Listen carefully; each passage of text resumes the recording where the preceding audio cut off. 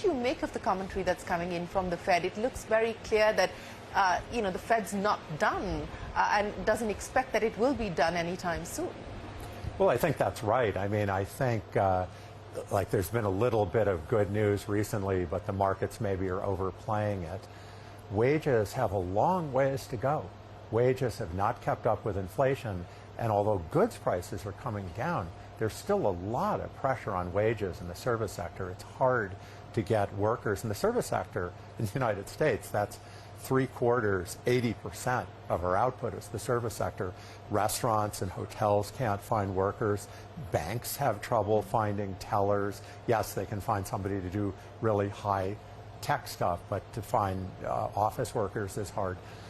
There's a lot of upward pressure on wages. And I have to add, amid that, there's this tension between firms and workers of how much do I have to be at work in order to get paid? And I think the firms feel it's much less efficient to have people at home so much. And people say, well, we don't want to go back. And that creates cost pressures regardless of how it plays out. Mm-hmm. Speaking about what the markets are doing at this point in time, and the expectation or the hope again is that the Fed may start to slow down.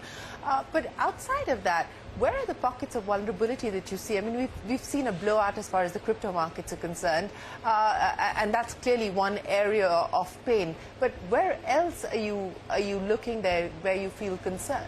Well, I think the real concern would be if we have a significant recession, but inflation doesn't quickly come down. And I think that's quite possible, could happen, because the inflation is very slow moving, it's very deeply embedded. So even if we enter recession, inflation may not end, and therefore the central banks won't bring interest rates down as much as people think.